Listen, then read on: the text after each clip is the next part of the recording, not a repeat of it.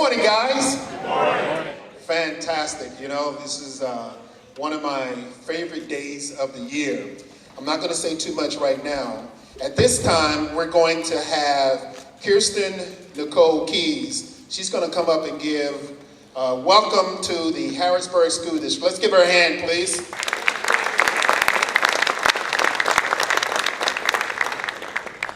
Thank you, Floyd. Good morning, Harrisburg. Good morning. It's something I wanted to say for a long time. Good morning, America. Good morning to everyone. It's another great day of education and learning in the Harrisburg School District.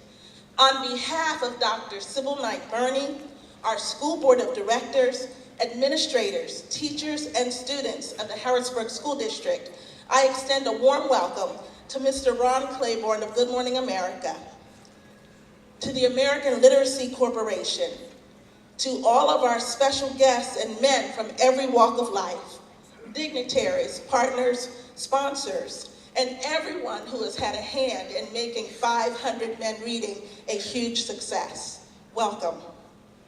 We all know that reading to children is a good thing. However, I'd like to highlight some of the benefits and seeds that you men are planting today through the gift of reading. You're building positive relationships with our students and youth of Harrisburg. You are supporting academic excellence and a higher aptitude for learning in general. You are promoting the importance and building blocks of basic speech skills. You are helping students understand the basics of how to read. You are helping students enhance their communication skills, helping students to develop a mastery of the English language. You are helping students develop more logical thinking skills and enhancing their ability to grasp abstract concepts, apply logic in various scenarios, recognize cause and effect, and you are helping them to utilize good judgment. You are exposing our students to new and exciting experiences and careers and people and men that they may not have ever met other than your presence here today. And lastly, men, you are helping our students appreciate the fact that not only is reading important for school, careers, and life in general, but you are helping them understand and appreciate that reading is fun and that knowledge is power. To Floyd Stokes, we say thank you for staying true to your dream of reading and literacy for every child and for every household. Let's give it up for Mr. Floyd Stokes. I've been working with Floyd probably for over a decade, and Floyd has stayed true to the vision, and I greatly appreciate that, Floyd. To Mr. Ron Claiborne and Good Morning America, we say thank you for your commitment and your passion to inspire youth and your viewers who tune in every day. To our sponsors and partners, we say thank you for your support, for without you, this event would not be possible. And to every man represented here today, fathers, uncles, grandfathers, brothers, and sons, we say thank you for your generosity and giving of yourself and your time to share the gift of reading with our students. Again, on behalf of Dr. Sybil Knight Burney, the Harrisburg School Board of Directors, and the entire Harrisburg School District, we say thank you and welcome.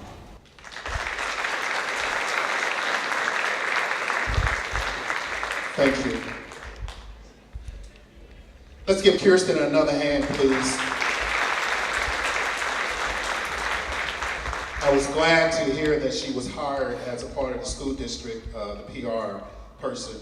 She's a great, great person. At this time, I'm going to ask Mayor Pappenfuss to come up and give some remarks. Let's give him a hand, please. Mayor of Harrisburg. Thank you, Floyd. I'll be brief. I just want everyone to know how much the city of Harrisburg appreciates you coming out This is a great day for Harrisburg. It's a great day for the school district, and this is what it's all about.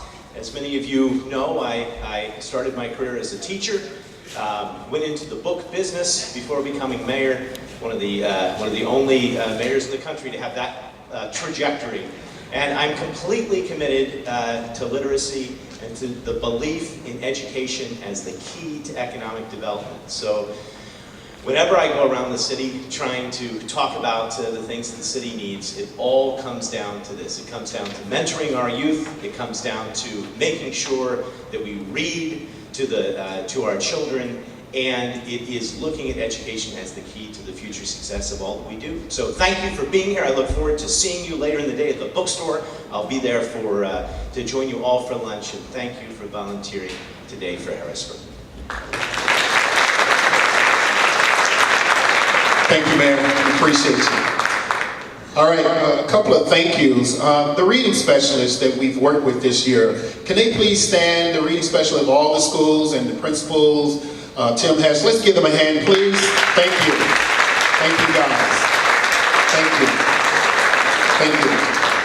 And then one special reading specialist, stand up, Miss Hurwitz, Miss Reed.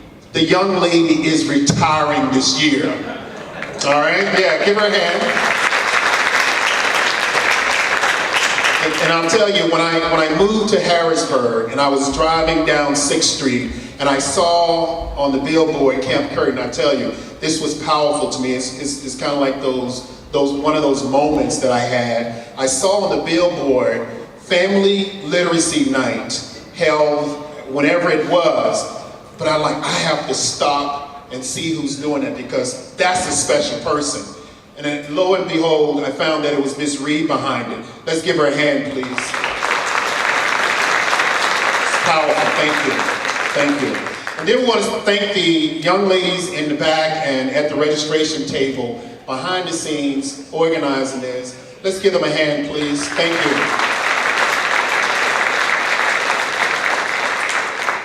And some of you all know this, but we have another effort going on today at John Harris and SciTech. We have career exploration, and the middle schools are focusing more on careers as well. It's a wonderful addition, spearheaded by Leland Nelson.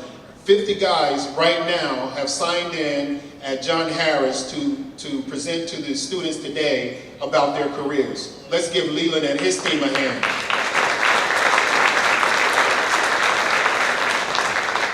And this young guy, he took Jonathan Queen's place. Stand up, Marquez. Marquez, he's spearheading the efforts in York. And he told me this morning, he said, I have 150 guys going into York School District to read. This is happening and spreading all over the place. Let's give him a hand. Young guy, join him.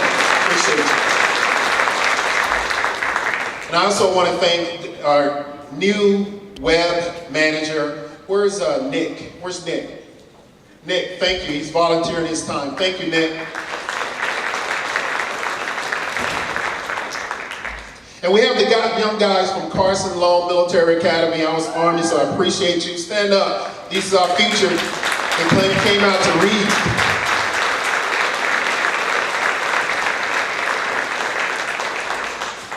This time I'm going to have our honorary chair come up and give some remarks. Let's give a hand to Pinnacle Health CEO Mike Young.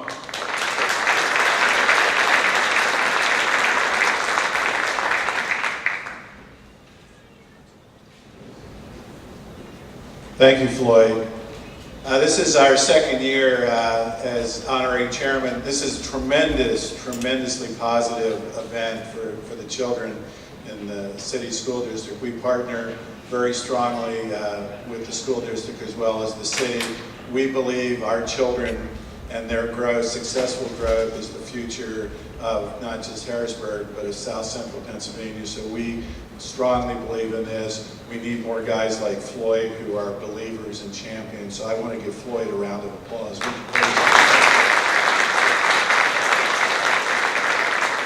I know you want to get started, so I'll end. Floyd, thank you for pulling this together again. You've done a great job again. Thank you.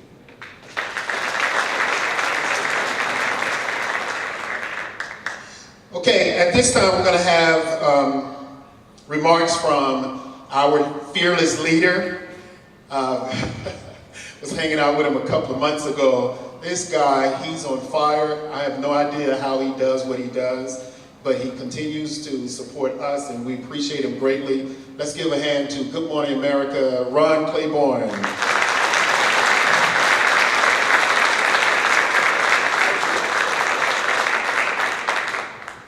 Thank you, Floyd. How long have I been coming here now? So, I think the first time was 4, 5, 6 years ago now, and it is a pleasure to be here. It is not at all a burden. It is an honor that you allow me to come here. You know, I'm looking at these T-shirts. These are very, very nice T-shirts this time. They're straight and to the point. They don't say 500 men reading to children with Ron Claiborne anymore, but we'll talk about that. But I like it. It gets directly to the point with the emphasis there, like Jeb Bush used to have on his campaign, with the exclamation point, read. And that's essentially the message that we're delivering here, read. But, you know, the problem, the challenge we're facing is too many children, millions of children in this country, figuratively are wearing T-shirts like these that say read with a question mark after it. Because they look at reading as a burden, something they have to do in school and in their free time, in their leisure time. They don't want to read. And I've told the story a number of times of my little brother for the Big Brother program, Dante, when I was living in Boston back about 10 years ago, and this bears repeating, I think. I remember asking him, did he like to read, and his answer was no. And I said, why not? And he said, I'd rather watch the movie, which I thought was one of the saddest and most unfortunate things I had ever heard. And as part of that Big Brother program, you're supposed to meet the family and go visit them in their home. And I remember going to visit him and his mother in the projects in Dorchester in Boston. And you know, they cleaned up and fixed up the home, the apartment, to make a good impression. And I walked in there. The thing that caught my eye immediately, and it was on at the time, was a giant screen television occupying a big portion of the living room. And there was not a single book in sight in that apartment. No books in that apartment. I remember when I was a kid, we had, among other things, we had filled bookshelves and the Encyclopedia Britannica and a collection of classics that as a kid, just being in the den, I could wander over there and pull out a book and just open it up and just, you know, start reading. And I loved that. And I think that kids still have that innate interest in doing that, but they don't too often, or often enough, have the opportunities to do that. How many homes have you gone into where there are no books? I'm talking about the homes of well-educated people where there are no books. That is just a sad commentary. And it is incumbent upon parents to start reading to their children at a very young age, even before they can read, and they acquire the interest in books from you reading to them. And if you can plant that habit, that interest early, it will serve them the rest of their lives, because we know that when you read more, you have better educational outcomes. You do better in school. And if you do better in school, your professional opportunities, your career opportunities expand. So reading early can change your life. And this one last note here, and I'm in television, so look, I don't want people not to watch television because I like having a job. But television bears a responsibility. Television is, I hate to say this, part of the problem. Because I don't know what the actual figure is, but I think children watch something like, you tell me, what, 20, 30 hours of television a week? That's a part-time job. They're watching television when they could be and should be reading. There's some good things on television, not to mention Good Morning America, but children can learn a lot more by opening a book than turning on a television, but television's easy. So we are here, and I am here to do my small part to try to convince children that reading is beneficial, but the secret is that they need to discover is that reading is fun. It opens the entire world to you and opens up your mind and fires your imagination. So again, I've been coming here for a few years and I intend to come back as long as Floyd will invite me. It is a pleasure and it is an honor to be a part of this program. Thank you very much.